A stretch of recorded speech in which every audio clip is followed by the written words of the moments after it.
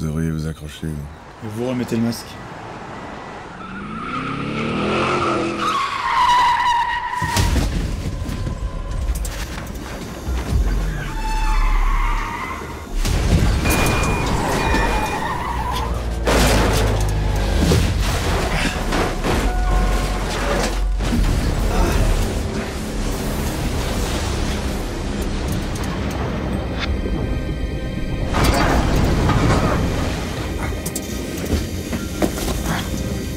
Mon père a toujours eu une obsession.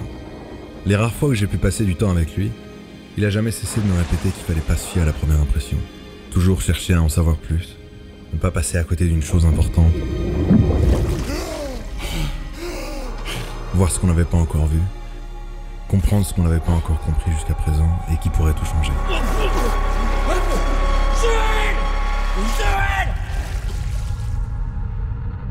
Je sais maintenant qu'il a toujours eu raison. Et j'aimerais enfin comprendre ce que j'ai bien pu manquer, qui depuis m'obsède à mon tour. Ce que je savais de mon père biologique, c'est que je lui ressemblais apparemment beaucoup, d'après ma mère. Elle m'a expliqué qu'il avait eu un accident de chantier assez grave, pas très longtemps avant ma naissance, et qu'il n'avait plus jamais été le même après ça. Ils avaient décidé de se séparer, leur relation devenait trop conflictuelle. Je l'ai donc pas connu. Mais à ma majorité, j'ai enfin été autorisé par la loi à faire des recherches sur lui. Je voulais mettre un vrai visage sur ce qui n'en avait pas. Après quelques années, j'ai retrouvé sa trace et, comme souvent dans ces cas-là, j'ai regretté. Bonjour. J'ai pas d'argent pour ton Jéhovah, mon gars. Vous habitez ici? Bah non, tu vois bien, je rentre ta réfraction. J'ai plein de trucs à faire, qu'est-ce que tu veux? Je voudrais rencontrer mon père. Gabin.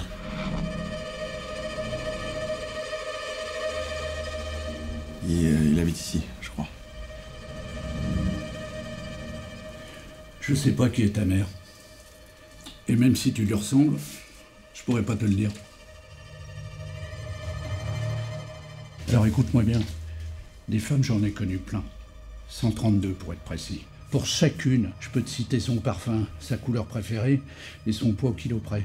Mais aucune, t'entends bien, aucune n'était ta mère. Alors je sais pas si t'es venu pour autre chose, mais j'ai rien à t'offrir. Alors t'es gentil, hein, j'ai plein de trucs à faire, tu t'en vas. Il mentait, forcément. J'avais vérifié avant d'aller frapper à sa porte. Mais j'ai pas abandonné. Je me suis renseigné sur lui et j'ai appris qu'il était suivi pour des troubles obsessionnels. D'après son médecin, il prenait pas ses médicaments, son état se dégradait. Ses obsessions le poussaient à tout prendre en note, tout compter, tout archiver, tout classer. Difficile pour moi de voir mon père comme ça, même s'il en était pas vraiment un.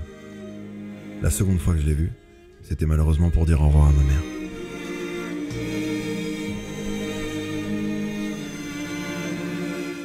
Il avait vraiment l'air diminué. Mais le plus surprenant, c'est qu'il s'était déplacé pour dire au revoir à cette femme qu'il n'avait pas vue depuis si longtemps. D'où je me tenais, il me semblait très affecté.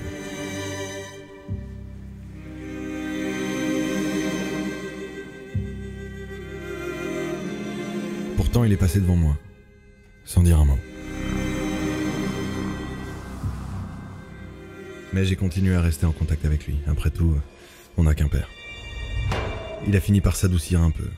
Nos seules discussions se passaient au téléphone et tournaient toujours autour de la même chose. Son accident, la séparation avec ma mère. Et puis il me racontait des histoires, toujours différentes. Mais il me les racontait 2 fois. La deuxième fois, il changeait un petit quelque chose qui leur donnait un tout autre sens. C'est qui? C'est Joël. Mais t'as un œilleton, Gabin. Oui, je sais, je m'en sers jamais.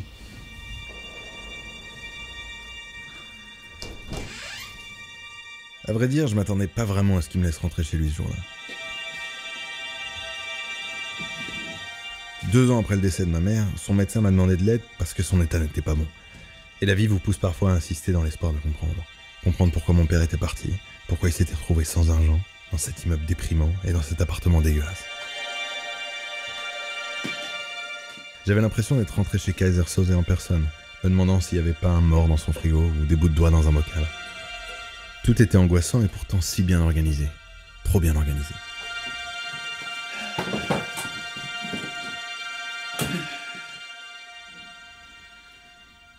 J'ai eu ton médecin. Il s'inquiète pour toi. Mais t'en fais pas pour moi, ça va bien. Écoute, Je veux que tu suives un traitement. D'accord? Faut que tout ça s'arrête. J'ai largement les moyens pour prendre en charge tout ce qu'il faudra pour ça. Garde ton argent pour toi. D'ailleurs, je suis content que tu t'en sortes bien. Et t'en as plus besoin que moi.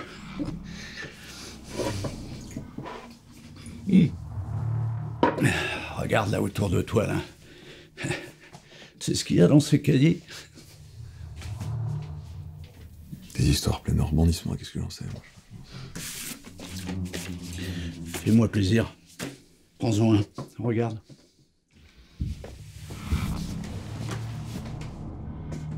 Comme je vous l'ai dit, les rares fois où j'ai pu passer du temps avec lui, il a jamais cessé de me répéter qu'il fallait pas se fier à la première impression. Chaque fois qu'on se parlait, il me donnait toujours un nouvel exemple, comme celui de ce vieil homme. Je m'en occupe. D'accord. Quel drame venait de se jouer ici? Un truc horrible à première vue. Mais peut-être pas autant que l'histoire de cette toute jeune femme. Je pars. Calme-toi. Ça va aller. Qu'est-ce que cette ordure est en train de lui faire? Et quoi dire de cet autre enfoiré de pervers? Narcissique cette fois. Tu sais bien que j'arrête pas. Même ta meilleure pote, je l'ai baisé. Quand on s'est rencontrés au début, là, franchement, t'étais gaulé de ouf. T'as vu à quoi tu ressembles là maintenant? Tu ressembles à rien. Franchement, tu crois pas qu'il me faut un petit coup de main pour border quand je te vois? Et tout un tas d'autres histoires de la sorte qui, comme vous, m'écœuraient. Mais j'ai rapidement compris où il voulait en venir. Est-ce que vous avez tous les éléments pour vous faire une idée précise de ce que vous venez de voir? Est-ce que quelque chose ne vous aurait pas échappé? Tu crois pas qu'il me faut un petit coup de main pour border quand je te vois? Ah putain, ils sont là, pauvre connasse. Si seulement tu rangeais un petit peu ton bordel de temps en temps. Tiens. Merci.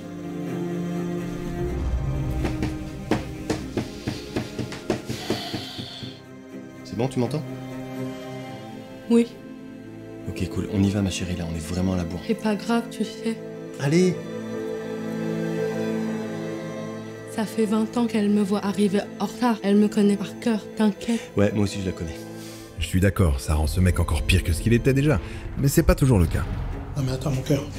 Monte dans la baignoire là parce qu'on aura à la mettre partout là. On va se faire défoncer. Mais non. Tu vois les conneries que t'apprends à ta fille? Vas-y, bouge! Bouge! Maman, papa aussi il en a plein le cul. Bah moi aussi j'en ai plein le cul. Fais voir mon cœur. Putain, c'est profond. Bon, va chercher la voiture, on va aux urgences. Bon, reconnecte là! Clé, voiture, urgence! C'est bon. Agne! Rien à faire. J'essayais de trouver moi aussi, mais comme vous, je me faisais surprendre à chaque fois, vous savez. Allez, on vous attend. Je sais à quel point c'est agaçant. Putain, Janine, merde! Mais tu m'as fait peur! Est-ce que t'es obligé de gueuler comme ça? Écoute, je viens de raccrocher, les gamins arrivent dans 10 minutes. Hein. Cet homme devrait pourtant le savoir à son âge, que les oignons et les yeux ne font pas bon ménage. Tout préparé, hein? Ah! Aïe! Mais mets de l'eau là! Mais non, j'ai mal! Mais Camille, mange pas ça, c'est effacé! Probable en effet que ce chien ne digère pas bien cette sauce. Il m'en a raconté des dizaines comme ça et me répétait toujours la même chose. Ne pas se fier à la première impression. Des femmes, j'en ai connu plein. 132 pour être précis. Mais aucune n'était ta mère. Alors je sais pas si t'es venu pour autre chose, mais j'ai rien à t'offrir. Alors t'es gentil, j'ai plein de trucs à faire, tu t'en vas. Toujours chercher à en savoir plus. Ne pas passer à côté d'une chose importante. Voir ce qu'on n'avait pas encore vu, comprendre ce qu'on n'avait pas encore compris jusqu'à présent et qui pourrait tout changer. Elle s'appelle Clémentine.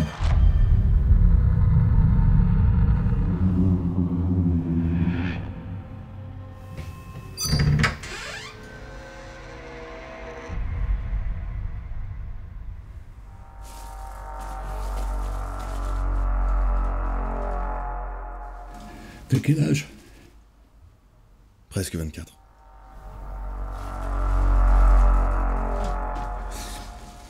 Elle m'a dit qu'elle l'avait perdu.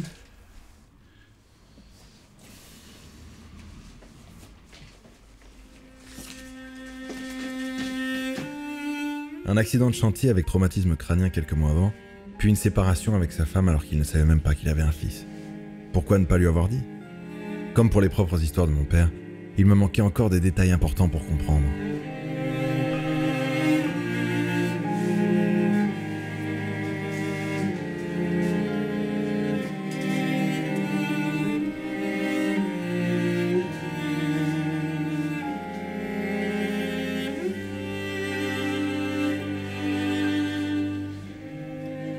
Excusez-moi, je cherche Joël, le fils de Clémentine.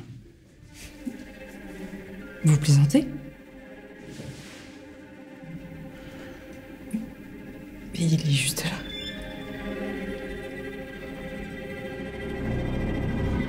C'est toi? Ouais. Viens, faut que je te parle. Et ce jour-là, pour la première fois, mon père m'a parlé de son handicap, la prosopagnosie. Si vous ne connaissez pas cette maladie, c'est parce qu'elle est discrète et pourtant très répandue. Une maladie difficile à avouer, la maladie de la honte. Celle où on ne reconnaît pas les visages et on ne peut pas identifier la personne qui est en face de soi. Une personne sur 50 en moyenne en souffre. Brad Pitt lui-même a du mal à reconnaître ses enfants. Je ne reconnais plus les visages. Elle peut être héréditaire ou survenir après un traumatisme crânien. Certainement cet accident de chantier pas si longtemps avant ma naissance. Je te reconnais pas. J'avais effectivement quelques difficultés moi-même, mais rien de bien gênant. Impossible pour lui de suivre un film à la télé sans pouvoir reconnaître les personnages. Et impossible de reconnaître ses collègues de travail et tenir une conversation. C'est qui? C'est Joël. Mais t'as un œilleton, gamin. Oui, je sais, je m'en sers jamais. Alors écoute-moi bien. Les gens qui en souffrent reconnaissent les personnes en se basant sur leur coiffure, leur voix, leur démarche ou même leur parfum. Je peux te citer son parfum, sa couleur préférée et son poids au kilo près. Mais aucune n'était ta mère. Tu sais ce qu'il y a dans ces cahiers? Des histoires pleines de rebondissements, qu'est-ce que j'en sais, moi? Fais-moi plaisir. Prends-en un, regarde. Mais en réalité, je savais déjà. Il y avait toutes les histoires qu'il me racontait, bien sûr, mais pas seulement. Des notes, des détails, un parfum, une forme, tout ce qui pouvait lui servir à reconnaître les personnes autour de lui pour ne pas passer à côté d'elles sans les reconnaître et les blesser. Normal que cette maladie le handicape, mais je pensais pas que c'était à ce point. C'est de là que venait son obsession du détail. Tout faire pour avoir à nouveau une vie sociale normale. Comment vit-on quand on ne sait pas qui se trouve devant soi? Je suis pas fou, tu sais. Hein? Je suis pas fou. Ça s'est juste dégradé après l'accident. Et ta mère en souffrait beaucoup. Tu vois, si je te croise dans la rue demain, je te dis même pas bonjour. Et ça, j'en veux pas, hein? Je t'ai fait trop de mal. Écoute, on trouvera un moyen pour que tu me reconnaisses et je mettrai une perruque rose, je sais pas, mais faut qu'on se retrouve. Et je veux que tu soignes ce qui est soignable. Ah mais merde, Joël. J'ai jamais été là, hein? Pas un anniversaire, pas un conseil. J'étais jamais là pendant... Moi aussi, j'en ai besoin. Tu comprends ça? J'en ai besoin. Moi aussi, je suis malade.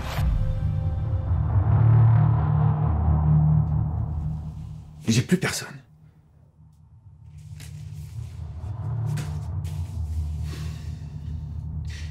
Alors je sais que tu me donnes aucune raison de le faire. Mais je lâcherai pas tant que t'auras pas accepté. Il a alors fallu que je lui explique que ma maladie à moi, elle me laisserait pas beaucoup de temps. Je souffre d'une leucémie, un cancer du sang. Si tu le fais pas pour toi, fais-le pour moi. Il a fini par aller beaucoup mieux. Il me reconnaissait toujours pas, mais ses obsessions diminuaient à vue d'œil. Et moi, il me fallait un don de moelle osseuse.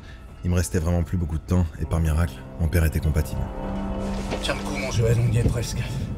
Je suis juste derrière l'ambulance. Dis au chauffeur d'aller moins vite, il y a du verglas partout. T'inquiète pas, ils ont l'habitude. Vous devriez vous accrocher. Et vous remettez le masque.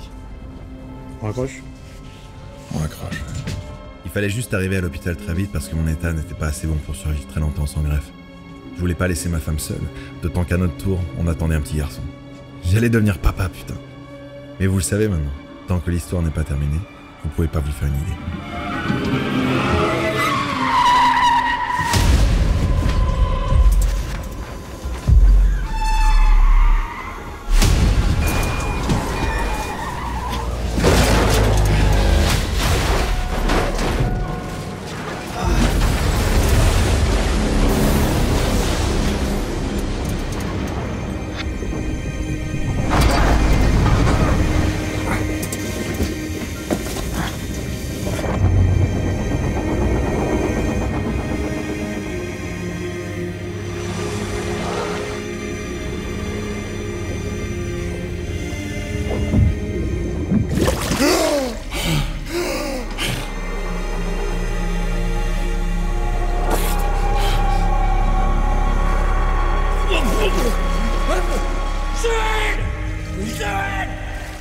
Quelle était vraiment la probabilité pour qu'il me trouve sous cette eau boueuse et avec cette putain de maladie?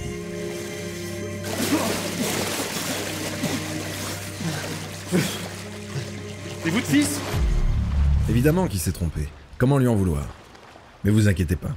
Si je suis là aujourd'hui pour vous raconter cette histoire, c'est que je m'en suis sorti, et le conducteur de l'ambulance aussi d'ailleurs. Vous n'allez peut-être pas me comprendre, mais je suis fier de mon père. Et pas. Si tout se passe bien, t'auras sauvé 2 personnes aujourd'hui. Arrête. Écartez-vous s'il vous plaît, il faut se dépêcher, on est attendu. Une nouvelle ambulance est arrivée et j'étais soulagé car je sentais enfin que les choses allaient s'arranger. J'y croyais. Un seul détail me chagrinait. T'inquiète pas, ton père vient avec moi. Ma femme nous avait rejoints, morte de peur, mais j'avais pour l'instant du mal à distinguer ses traits. On te rejoint à l'hôpital, ok? Le choc sans doute.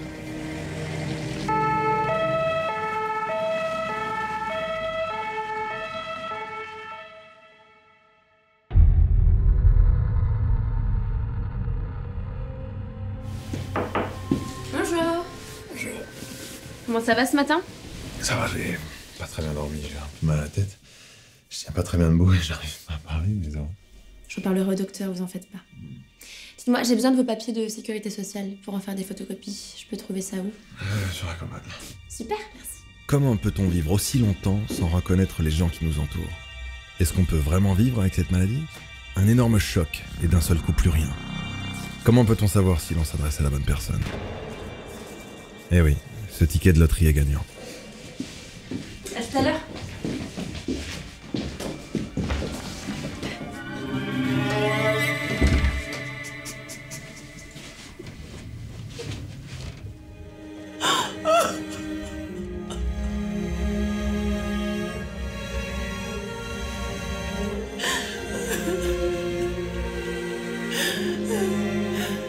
Devenir parent change une vie. Rien ne devient plus important que ce petit bonhomme qui est sur le point d'arriver. Et certaines personnes, comme cette future maman, peuvent aller très loin, trop loin sûrement, pour mettre à l'abri leurs enfants du besoin. Tout ce qu'il faut pour créer l'illusion, c'est de changer d'apparence, de couleur, de parfum, et le tour est joué.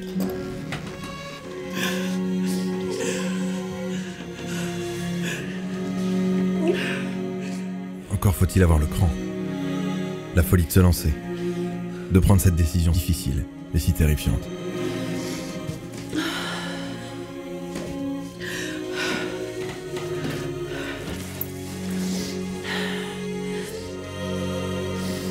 Ne vous l'ai-je pas dit depuis le tout début? Ne jamais cesser de se répéter qu'il ne faut pas se fier à la première impression. Salut. T'es là? Ça va.